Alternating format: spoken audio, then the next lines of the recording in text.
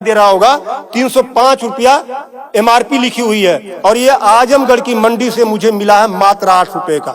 कितना % कमीशन आप खा रहे हो? ये ऐसा क्यों है? इस पे भी चर्चा होती है। ये देखिए आईबी सेट है जिसके माध्यम से ग्लूकोज ब्लड वगैरह चढ़ता है शरीर में, इसे कहते हैं आईबी सेट। इस पे जो एमआरपी लिखी हुई है वो 198 और यहाँ आप देख सकते हैं 198 रुपए की ये आईबी सेट मुझे पड़ी है मात्र 12 रुपए की।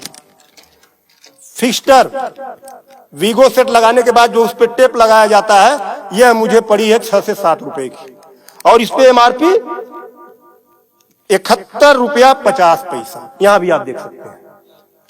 मैं इसलिए आपके बीच आया हूं। इसी प्रकार से बहुत सारे हजारों 2-3 हजार दवाएं ऐसी हैं जो 100 रुपए की दवा है 3000 की बिकती है। बाइकिल धागा जब आपका ऑपरेशन होता है जिससे आपका सिला जाता है वह 150 रुपए का आता है, उसकी एमआरपी 1045 रुपया आप यहां देख सकते हैं। उसी प्रकार से लंग एक्सरसाइजर 150 रुपए का आता है जिसका प्रिंट रेट है 690 रुपया। बुखार में जो पैरासीटामॉल की जो बोतल आती छोटी सी वह 50 रुपए की आती है और उसकी एमआरपी यहां आप देखें एमआरपी 522 रुपया है। कमर की बेल्ट जो 100 रुपए की आती है उसे 500, 600, 700 रुपया प्रिंट। और तो और जब किसी की हड्डी टूटती है तो जो राड पड़ता है, राड अधिकतम रेट राड का 500 से लेके 1500 रुपया तक, अलग अलग वैरायटी है 500 से 15 तक, लेकिन आपको 5000 से 20,000 रुपया 25,000 रुपया चार्ज किया जाता है। आपके दिमाग में आ रहा होगा कि अरे भाई डॉक्टर लगा रहे हैं तो देखिए डॉक्टर जब आप अस्पताल में भर्ती होते हैं तो बेड चार्ज अलग, नर्सिंग चार्ज अलग, जांच की फीसें अलग, वो सब चीजें करने के बाद 1500 रुपए की चीज खरीद कर आप 20-20 हजार का बेच रहे हो। तब मैं आपके बीच कहने आया हूं कि साथियों उसी प्रकार से बहुत सारी दवाई हैं। 100 रुपए की दवा, एक दवा मैं देखा ला नहीं पाया उसको, 100 रुपए की दवा उसकी एमआरपी 2000 रुपया लिखी हुई थी। हजारों दवाइयां हैं आपके साथ, आपको लूटने का काम कर रहा है। मुद्दा ये नहीं है, मुद्दा ये नहीं है कि इस पे 305 का प्रिंट छपा हुआ है।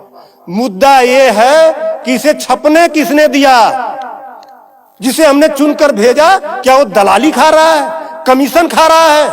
8 रुपए की चीज 305 रुपए का प्रिंट वो छपने क्यों दे रहा है? ये चोरी से थोड़ा ना बिक रही है, खुलेआम बिक रही है।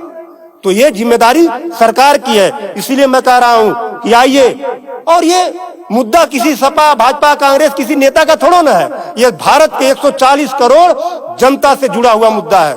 आपको आगे आना होगा और आगे आने के लिए आपको इस वीडियो को अधिक से अधिक शेयर करवाना होगा, अधिक से अधिक लोगों को बताना होगा। इसलिए नहीं कि मेरा ये प्रचार हो जाएगा, ऐसा कुछ नहीं है।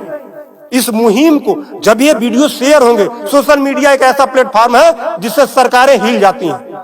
आज मैं इस चीज को लेकर आया हूं, यह जनता से जुड़ा हुआ मुद्दा है। जब आप मेरी इस बात को, जनता की आवाज को अपने इलेक्ट्रॉनिक गैजेट्स के माध्यम से आगे बढ़ाने का काम करेंगे, निश्चित रूप से सरकारें डरेंगी। और मैं तो कहता हूं सरकारों को जनता से डरना चाहिए, जनता को सरकारों से नहीं डरना चाहिए। तब मैं आपके बीच कहने आया हूं कि आइए मेरे इस मुहिम को आगे बढ़ाएं।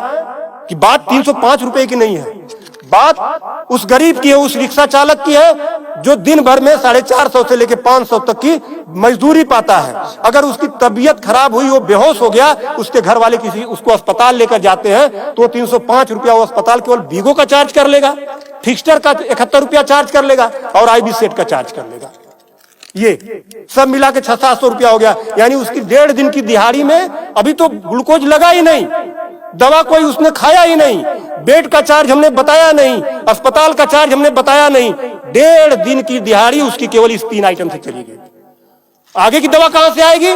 तब उसका बाप खेत बेचेगा, उसकी बीबी गहना बेचेगी।